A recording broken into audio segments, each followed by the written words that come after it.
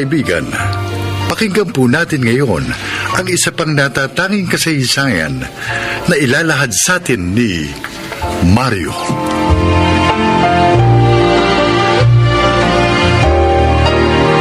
Lumakay ko sa hirap, kaya naman naipangako ko sa aking sarili na gagawin kong lahat para hindi tumandang mahirap. Nagtagumpay naman ako sa buhay sa pamamagitan ng puneraryang naging negosyo ko. Pakinggan po ninyo ang aking paglalahad.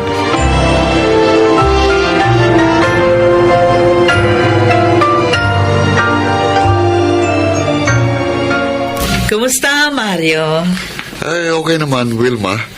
Maganda pa rin takbo ng punerarya ko. Salamat nga pala sa pagbibigay mo ng discount sa mga bulaklak na tinda mo. Natuwa mga kliyente namin. Okay lang yun, basta ikaw. Alam mo naman, malakas ka sa akin. Ako nga lang ang hindi malakas sa'yo. Malakas ka naman Kaya nga lahat ng kliyente namin, sa'yo namin itinuturong bumili ng bulaklak para sa kanilang namayapang kamag-anak. Kung talagang malakas ako sa'yo, samahan mo naman ako. Ha? Saan? Gusto kong mamasyal para ma-relax. Malungkot naman kung gagawin ko yung mag-isa. Kaya gusto ko samahan mo ko. Yun ay kung totoo ngang malakas ako sa iyo.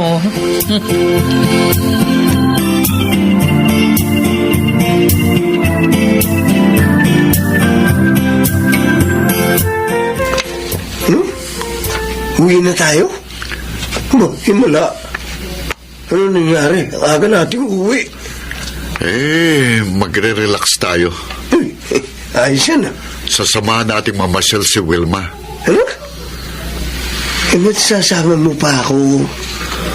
Yak naman ikaw lang ang gusto makasama ng babaeng yun Dahil dead na dead yun sa'yo. Kaya nga isasama kita para hindi ako mapikot. Ginawa mo pa akong tagabantay. Huwag ka na magreklamo. Libre naman yun. Di ka na.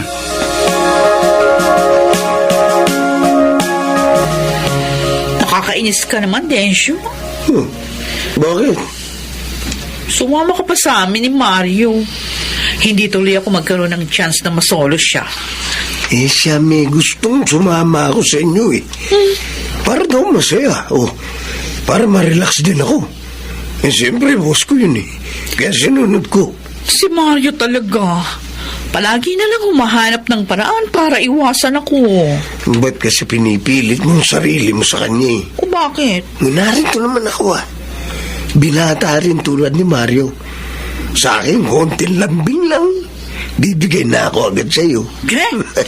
Hindi kita type ano. Joke na nga. Ito naman, nagbibiro lang Pikon na.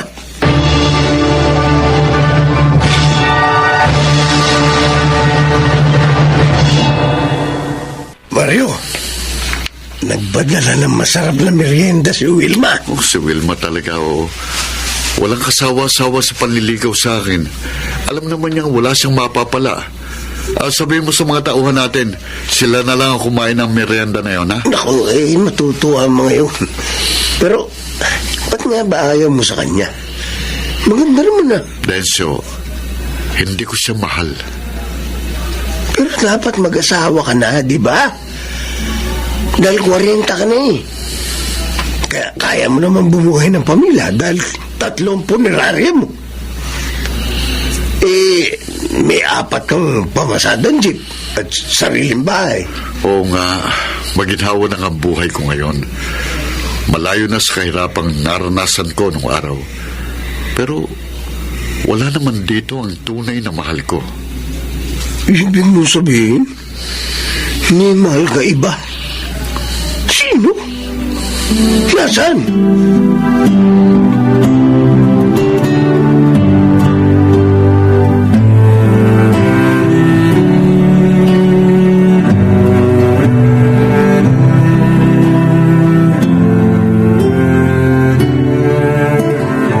Mario, salamat ha. Binigyan mo ng malaking discount yung friend ko sa kinuha nilang kabaong. Okay lang yun, Wilma. Nakita ko naman na kailangan nila ng tulong Ay, siya nga pala. Pinagluto kita ng paborito mong ulam. Ha? Ito nga dala ko, Organic lahat yan. Gulay, tsaka yung inihalo ko. Organic din ang bigas. Sana magustuhan mo. Wilma, hindi ka na dapat nag-aabala pa eh. Masaya ako sa ginagawa ko. Hayaan mo na lang ako. Pero ayokong umasa ka. Hindi mo naman ako pinaasa. Huwag kang mag-alala. Pag may nobya ka na, titigil din ako.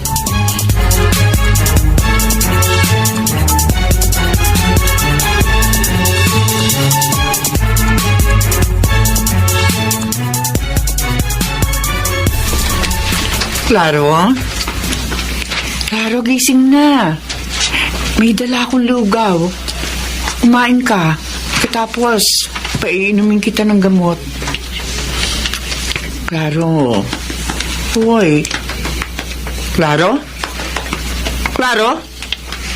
Bakit tayo niya magising? Diyos ko, malamig siya. Klaro! Klaro, asawa ko! Gumising ka! Inay, bakit po kayo sumisigaw at umiiyak? Ay, ano po nangyayari kay Itay? Ang tatay niyo, mga anak! Ayaw na magising! Itay! Itay, gumising kayo! Wala na si Itay. Cindy. Iniwan niyo na tayo.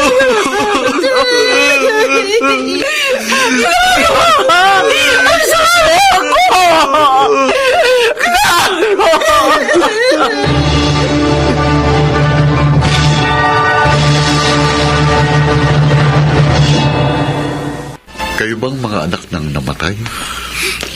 Opo, sir. Ano ba pangalan niyo? Ako po si Arjo. Panganay po ako. Arjo. Ako naman po si Cindy. Bunso po. Ulila na ba kayo sa ina? Hindi po. Buhay po pong nanay namin. May kinausap lang po siya na tutulong sa amin. Teka, nasa ng bangkay ng tatay niyo? Nasa loob na ba? Ayan po. Sabi po kasi ng tawa ninyo, kausapin mo muna daw po kayo. Hindi. Ang bangkay. Si Kuya Claro. Kilala niyo po ang tatay namin. Oo. Kaibigan ko ang tatay niyo. Isang mabuting kaibigan. Mahigit 20 years na kami hindi nagkikita. Siyang laging tumutulong sa akin noon kapag may problema ako. Mabait po talagang tatay namin, Totoo yan. sir. Totoo. At nakakalungkot na sa ganito kalagayan ko pa siya nakita. Pagdating ng nanay niyo, sabihin niyo na wala na kayong babayaran dito sa punerarya ko. Tulong ko na ito sa inyo, lalo na kay Kuya. At sabihin niyo rin sa nanay niyo, gusto ko siyang makausap.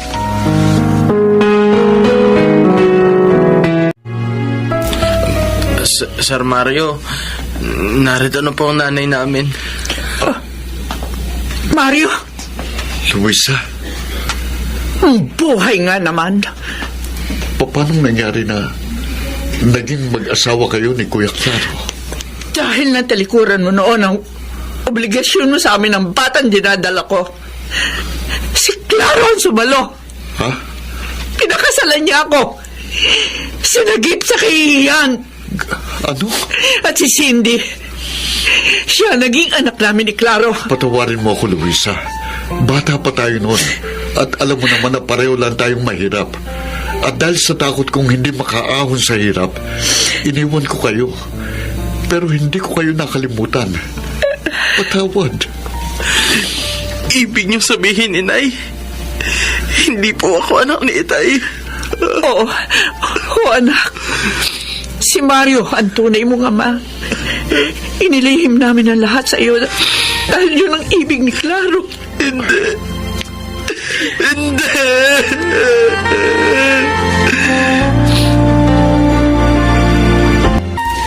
Ibig mo sabihin, Mario? Kaibigan mo matalik yung namatay? At inari ng anak ang anak mong lalaki? Oo, Densyo. Naduwag ako sa aking obligasyon. Kaya ginawa ko yon kay Luisa. At natakot ako na lalo kaming maghirap. Kaya iniwan ko siya na nagdadalang tao. At yung dalagita? anak na ni Luisa yun at nung kaibigan mo. Oo, Masalimot pala ang buhay mo, pare. si Luis ang dahilan. Kaya kahit maginhawa ng buhay ko, hindi ako nag-aasawa. Dahil mahal ko pa rin siya. Hindi ikaw naman ngayon ang tumayong ama sa anak niya. Doon sa anak niya kay Claro. Yun talagang gagawin ko. Tanggapin lang nila ako.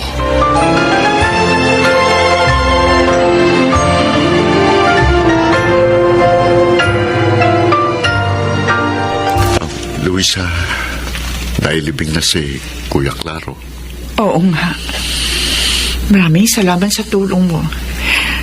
Dahil sa iyo, nagkaroon ng maayos na burol at libing ang asawa ko. Karapat-dapat lang yun sa isang mabuting taong katulad niya. Mamimiss ko si Itoy. Cindy, handa akong maging pangalawang ama mo kung papayag lang kayo. Ano? Alam kong napakaaga pa nito, pero alam ko rin maunawaan ako ni Kuya Claro. Luisa, gusto kong malaman mo na kayo ng ating anak ang dahilan ng pagsisikap ko. At hanggang ngayon, mahal pa rin kita. Mario. Sana bigyan mo ko ng pagkakataon na makabawi sa mga pagkukulang ko sa inyo. Pagkatapos ng pagpapabayaan niyo sa amin, gusto niyo patawarin namin kayo agad. Mahalin? Hindi niyo mabubura sa puso namin ang kabutihan ni Itay. Alam ko yun, anak. At hindi ko buburahin sa puso yung alaala ni Kuya Claro. Ang pakiusap ko lang, bigyan niyo ko ng pagkakataon na makasama kayo. At kung hindi man mangyari yun ngayon, handa akong hintayin ang tamang panahon.